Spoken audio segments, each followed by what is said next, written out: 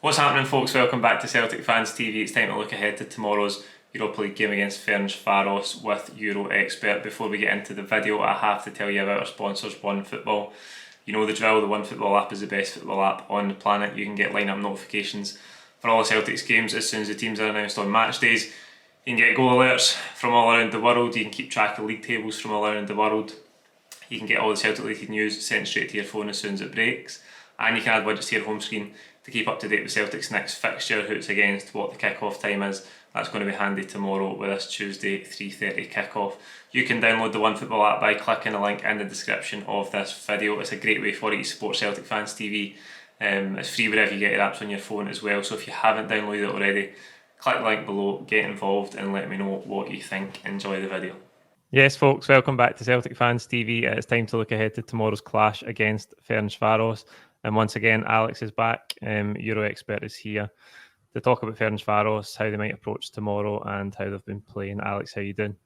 I'm doing good. I'm sensing the tone when we talk about the Europa League. It's quite worrisome. So I thought I'd wear a Bayern Munich shirt to cheer you and Celtic fans up. Because obviously Leverkusen didn't really go well before. But they just got battered 5-0 by bottom 5-1, sorry. 5 in the first half. So I thought I'll rep, what's to say, your enemy's enemy is your friend.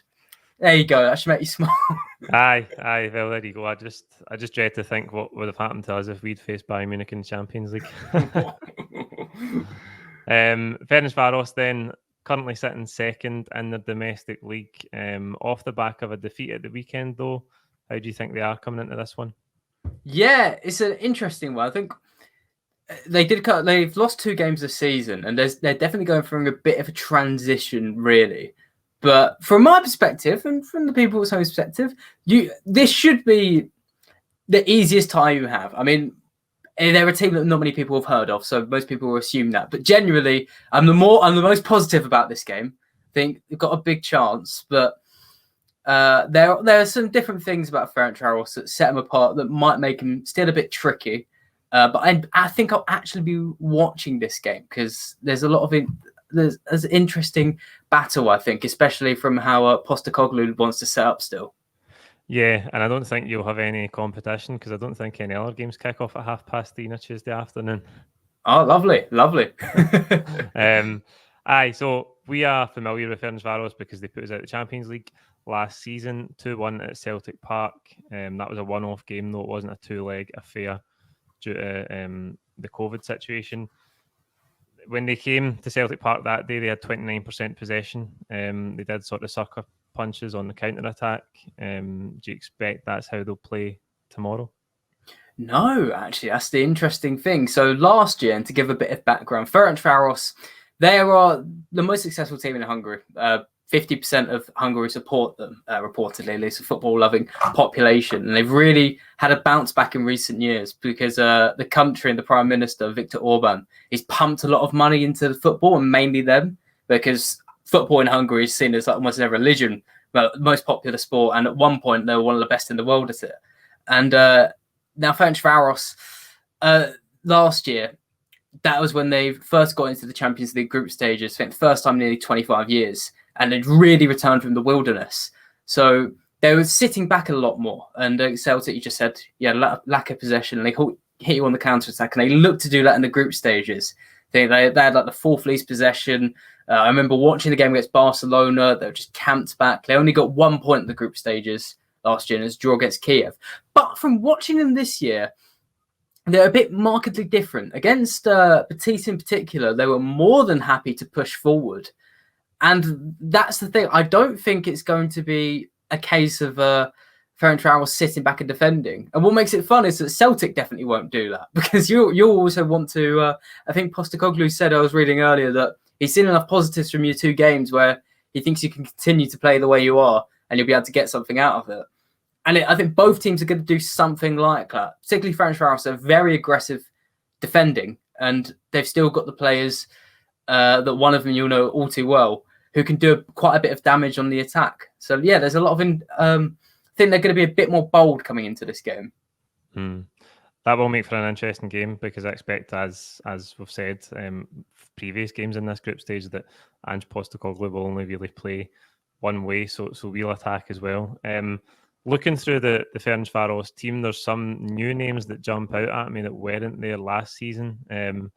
Some familiar names, obviously Tokmak Nguem is the player that done his damage in the qualifier last year, but Mohamed Besic is there, former Everton midfielder. Adam Bogdan in goals. The Slovakian Robert Mak as well, who I think people might remember from the Euros a few years back. So they've added some new players from last season. Yeah, Bogdan's a funny one. He was the one who always got called in school quite admirably. But yeah, there's a couple of others as well. There's Marco Marin, who's been added. Yeah. He's an 8th club in about as many years, the poor guy. He was at Chelsea, wasn't he? Yeah, he's at Chelsea. He's been everywhere now. But this is what Ferencvaros do. They select players from just really rogue places. And the other newcomer I definitely want to highlight is Ryan Mamei. It's like Mmaee. He was picked up from the Cyprus League after being released from Standard of Liège, which is about the least attractive route you could get into football. But he's a really interesting striker. He's quite tall. He's probably the most dangerous man. He's about 6'1", and he's pretty good on the ball. He loves receiving it under pressure and turning away from defender. He's got 11 goals in all competitions so far this season, 6 in the league. He's definitely one I'm going to be keeping an eye out for.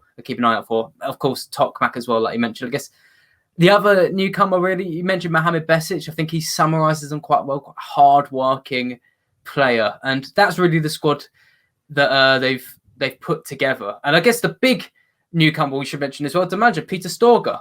When you played him last year, they had the I'm gonna have to get his name because I don't want to mess up his Sergei Rybrov, the Ukraine manager. They had him last year, but this year they've got Peter Storger, who some people might know of because he took over Dortmund just a few years ago and did pretty well there. He salvaged a bad season, made him go from 8th to 4th. He's a guy who's I kind of liken to like a Gus Hiddink, kind of comes in, gets everything clean, stabilizes a team, and really gets them going. So I think that's another interesting thing to hit on, because maybe that's why they're playing a bit more bold. They seem to be a bit more free under Storger, a bit more interesting. But at the same time, it was shown against Betis that they can be very compact when they need to be. Not necessarily sitting back in their own box, but I remember from that game, Betis were trying to play through them, and they're holding their shape quite well midfield. So it won't just be able to walk through them, but definitely defensively, we might touch on this a bit. Defensively, that's definitely their weakest area. Yeah, it's interesting when I think about our preview of the Leverkusen game. I'd watched the highlights of Ferencvaros against Leverkusen away, and I thought they caused Leverkusen a good few problems. And that fits with what you've said there, that they are going to come and try and play. They've lost both of their opening group games as well, so it's a bit of a shootout between us and them for third place. We can go on to that weakness then. Is there any particular, is that a side of the defence, or is it centrally? Where are they most weak? It's a combination, really. I think one thing to mention is that playing in the Hungarian league, it's a much slower pacing to get in the Europa League. And there's a fan actually of you who contacted me after our first two previews. His name is Ross, to give him a shout, and he said he has a Hungarian friend and he's a bit worried for this game just because he mentioned how Ferencvaros do adapt pretty well from domestic football and into Europe, but you can't adapt perfectly. And what I've noticed from them really is if you can get in behind them a little easily on the wings. The Barcelona game in particular, nearly all 3 goals came straight from just speeding down the line for a sudden change of pace, crossing it in, and defence hadn't got back in time. And the big one that really stands out to me that I've not seen mentioned is corners and set pieces. So both in the Champions League, Europa League, they've won, like last year and this year, they've won the second least aerial duels of any team. And a lot of their goals, the one at the weekend as well, they lost.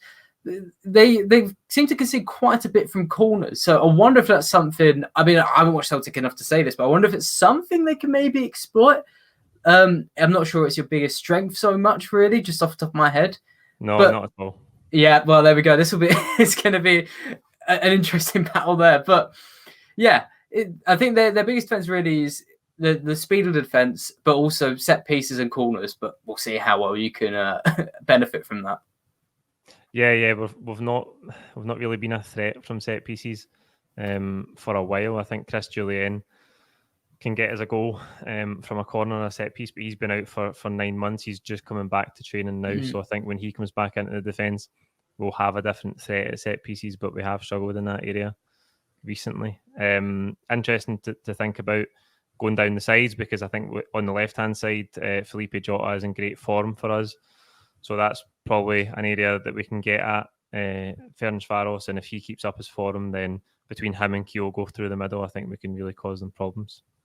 Yeah, I can feel that definitely. And that's the thing with Ferencvaros as well. Is for any Celtic fan watching who isn't aware as well, that this game will mean quite a bit, because third place in this group, I mean, correct me if I'm wrong, but I'm fairly certain it still gets you into the Europa Conference League, or UEFA Conference League, sorry. So that, like, third place can still mean something here for both teams. So I'm sure Celtic want something in Europe, and so will Ferencvaros. And, oh, God. No, I was just going to say that I think our fan base is torn in terms of, do you want to go into the Conference League, or would we rather just focus domestically for the rest of the season? But I think it's all a bit unknown, the Conference League this year, isn't it? Yeah, I guess we don't really know the quality so much. But where I was leading on to really is that Ferencvaros, we've mentioned, weaker team in this group. And I think the market difference from the previews we've done before is that I think Celtic can kind of play their own way. I think this game is kind of suited towards that. There are a couple of hard workers. There is Mohamed Besic. There is Isa Laboudi, another good ball winner for Ferencvaros. But I think you could potentially with Jota, I think Furuhashi is fit, right? These players who are good on the ball, they can get at this defence and they can cause trouble. Like I haven't mentioned as well, the other big weakness really that I've noticed from their games, and it's kind of what I said about how they are aggressive. The big difference this year is that there was a lot of space opened up. Ferencvaros are getting counter-attacked a lot more than I'm used to. And when I say used to, this is a team that I wrote about last year as well. So there's a clear market difference there. So there's a lot more space for Celtics potentially operating and cause damage to this team. Yeah, counter-attacking is something that we're actually doing pretty well this season. Obviously, the first group game against Betis, we caused them problems in the counter. We scored a lovely goal in transition against Motherwell on Saturday as well. So I think that is probably an area that we could get at them tomorrow. Just to round us off then, Alex, how do you think it will go? How do you see the game playing out tomorrow? Well. I mean, the last two predictions have been quite kind to Celtic. It hasn't really worked so well. So I'm tempted to go really harsh on you. It might give some reverse psychology to it. Genuinely, I think, this is Celtic's best chance. I think the game is suited to how you play. And for that reason, I'll say 3-0 Ferencvaros, and then hopefully that'll go to the actual prediction in my head, where I think you could maybe get a 1 or 2-0 victory. I think it's definitely must win for us, as you say, if we have any hopes of continuing European football beyond Christmas. That's it for the preview. Like this video, comment with your own thoughts below. Don't forget to subscribe if you haven't already. I'll see you shortly for the starting 11 prediction as well. Alex, thanks again for your time, mate. No problem. Thanks for having me on.